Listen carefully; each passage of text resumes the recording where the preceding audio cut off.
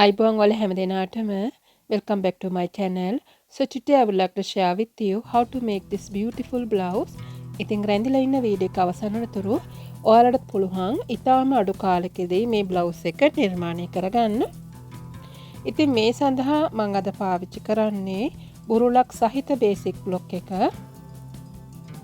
ඉතින් ඔයාලා මේ විදිහට ඔයාලට අවශ්‍ය කරන උස තීරණය කරලා ඔයාලට පුළුවන් බේසික් බ්ලොක් එකේ වට ඇඳ ගන්න. ඉතින් මේ බේසික් බ්ලොක් එකේ අංශ ඩාටේ විතරයි මම පාවිච්චි කරන්නේ.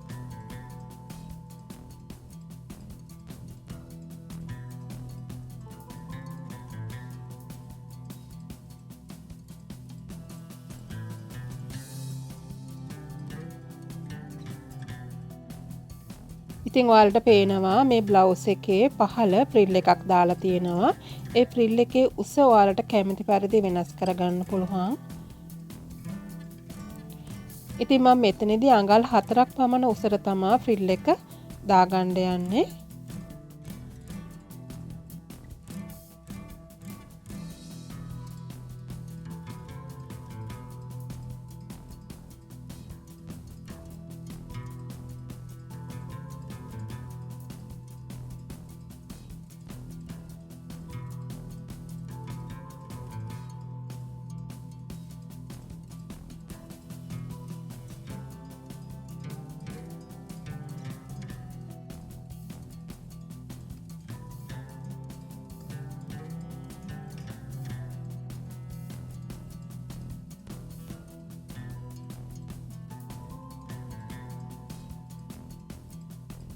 ඉතින් මේ විදිහට ඔයාලා ඉන ඩාටය එක නෙමේ බේසික් බ්ලොක් එක නිර්මාණය කරලා තියෙන හැබැයි මම මෙතනදී ඉන ඩාටේ මහන්නේ නැහැ අංශ ඩාටේ විතරයි මහගන්නේ.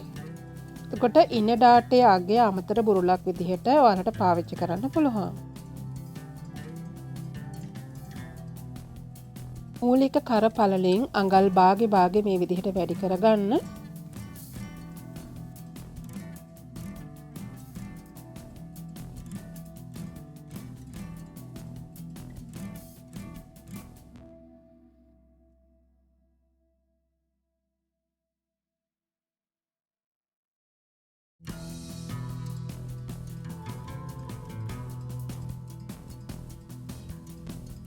ඉතින් ඔයාලට පුළුවන් ඉදිරිපස හරියටම කර ගැඹුර ලකුණු කරගත්ත තැන ඉඳලා අඟල් එකක් එහාට ලකුණු කරලා සිරස් රේඛාවක් පහළ ෆ්‍රිල් එක සඳහා ගත්ත උස තියෙනවානේ.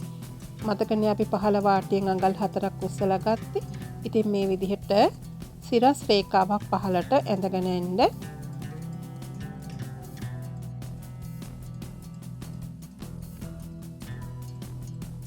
ඉතින් මේ බ්ලවුස් එකේ සම්පූර්ණ උස මම අඟල් 24ක් අරගෙන තියෙනවා. ඔයාලට මේක වෙනස් කරගන්න පුළුවන් ඔයාලගේ කැමැත්ත පරිදි. දැන් මම කර ලකුණු කරගත්ත තැන ඉඳලා අඟල් 12ක් පහත්.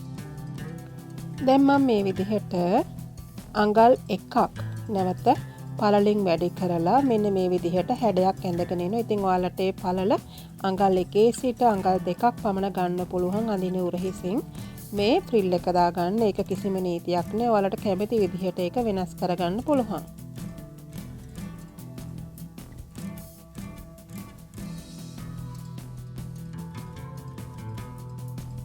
ඉතින් මම මේ විදිහට දැන් මේ පළු දෙක වෙන් කරගන්නවා. දැන් මේ කරපළල අපි අඟල් භාගේ වැඩි කරගත්තනේ. ඒකත් මම කපා ගන්නවා.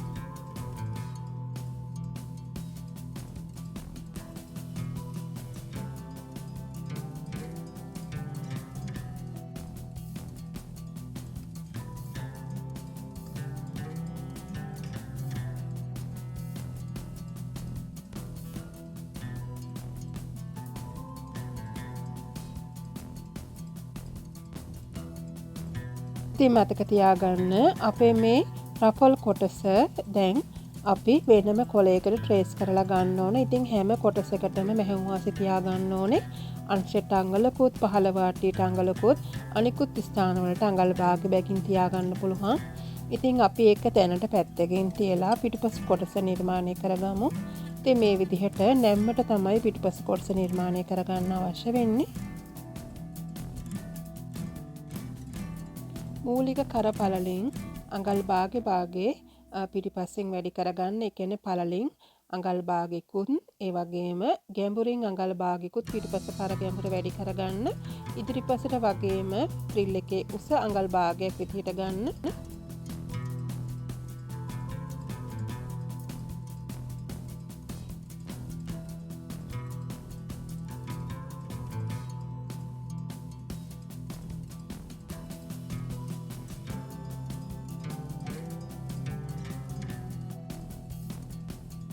ඉතින් අමතක කරන්න එපා පහළ ෆ්‍රිල් එකට අපි මේ කපාගත්ත කොටස වගේ දිග වැඩි කරලා ගන්න ඕනේ. එක්කෝ ඔයාලට දිග මේ වගේ දෙගුණයක් ගන්න පුළුවන්, නැත්නම් එකහමාරක් ගන්න පුළුවන්. රෙදි කොටස වැඩි කරලා තමයි ඔයාලා මේ විදිහට රැලි කොටස හදා ගන්න ඕනේ.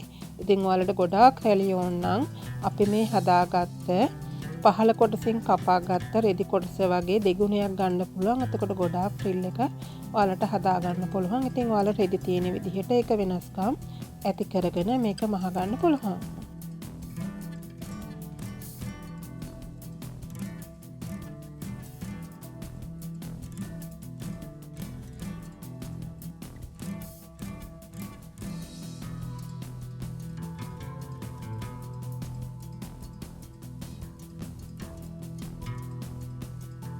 දැන් අපි මේ ෆ්‍රිල් කොටස හදා ගන්නයි යන්නේ. ඉතින් ඔයාලට මතකයි අපි ඉදිරිපස්සේ මේ විදිහට මේ ෆ්‍රිල් එක සඳහා අවශ්‍ය කරන හැඩය නිර්මාණය කරගෙන තියෙනවා.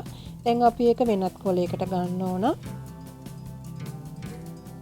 ඊට පස්සේ ඔයාලට මේක තීරු වශයෙන් වෙන් කරලා ඈඩ් කරමින් මේක කපාගෙන ලස්සනට බ්ලවුස් එක සඳහා මේ රෆල් කොටස නිර්මාණය කරගන්න පුළුවන්.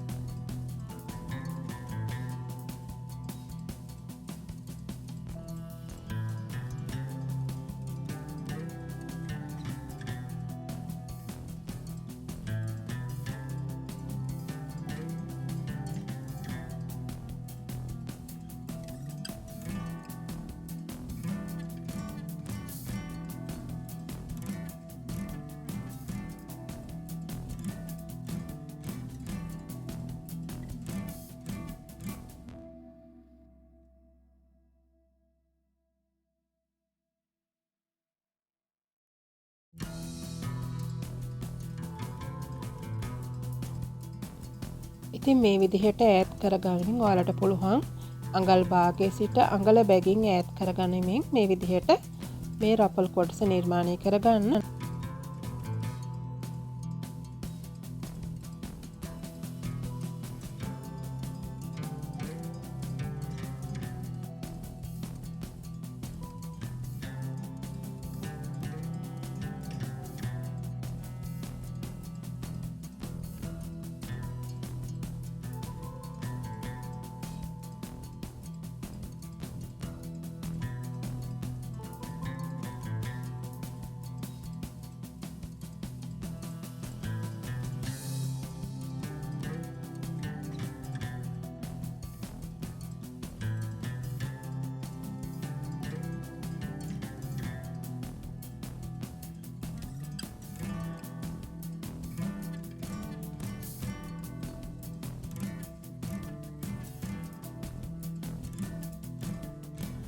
ඉතින් මේ විදිහට මේ රෆල් කොටස අල්ලගන්න කලින් අනිවාර්යෙන්ම වාටි මහ ගන්න ඕනේ. ඊට පස්සේ ටෙන්ෂන් එක වැඩි කරගෙන මේක රැලි කරලා මෙහෙන් වාසේ තබාගත්ත මේ ඔයාලගේ බ්ලවුස් එකේ අනිත් කොටසට ලස්සනට අල්ලගන්න ඕනේ.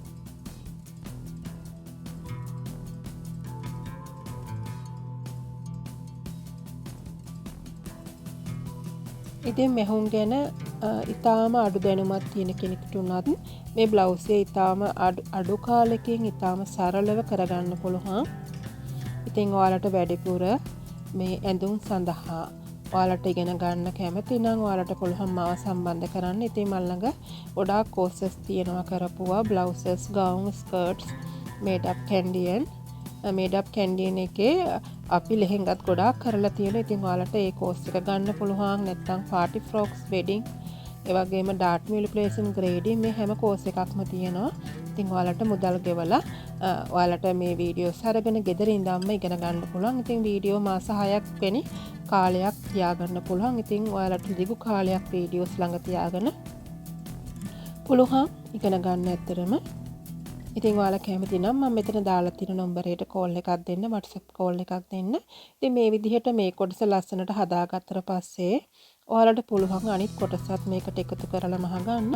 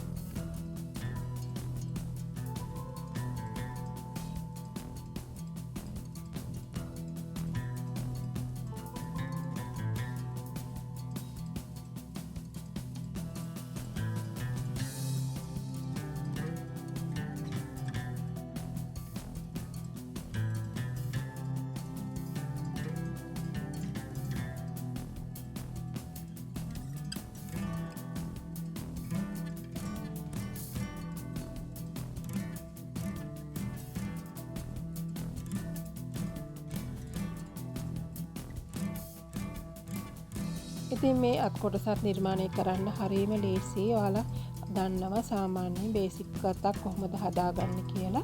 ඔයාලගේ අත්කට ඉස්සෙල්ලා මැනගෙන ඒක හතරට බෙදලා ඊට පස්සේ ඒකෙන් ක්‍රවුන් උස සඳහා අපි අඟල් භාගයක් අඩු කරලා තමයි ක්‍රවුන් උස හොයාගන්නේ. ඊට පස්සේ ඔයාලට පුළුවන් බේසික් අතක් මේ විදිහට නිර්මාණය කරලා ඔයාලට ඉහළ සිට පහළට, ඒ කියන්නේ අත දිග අඟල් අපි හිතමුකෝ 10ක් අවශ්‍යයි කියලා. ඒ 10 ඉඳලා පහළට රපල් කොටස, ඒ කියන්නේ මෙතන ෆ්‍රිල් එකක් ගිහින් තියෙන ෆ්‍රිල් එකේ උසත් මේ කොටසෙන් අයින් කරන්න ඕන. ඉතින් ඔයාලා ඒ නිසා අත අඟල් 15ට නැත්නම් අඟල් 17ට වගේ අරගෙන ඔයාලට පුළුවන් මේ රපල් කොටසත් මේකට අල්ලගන්න. ඉතින් මේ විදිහට මම ඔයාලට මේ පෙන්ලා දෙන විදිහට අත නිර්මාණය කරගන්න අමතක කරන්න එපා. ඉතින් මම හිතනවා ඔයාලා දැනුමක් මේ වීඩියෝ එක තුළින් ලබා ගන්න ඇති කියලා. ඉතින් අමතක කරන්න එපා යාළුවොත් එක්ක මගේ වීඩියෝ ෂෙයා කරන්න. ඉතින් ඒ වගේම ඔයාලගේ වටිනා අදහසුත් කමෙන්ට් බොක්ස් එකේ දාන්න පුළුවන්. ඉතින් හැමෝම නැවතත් ඔයාලා හැම දිනාටම ප්‍රයෝජනවත් වීඩියෝ එකකින්. Thank you so much for watching this video. See you with another valuable video. Till then, take care. Bye bye.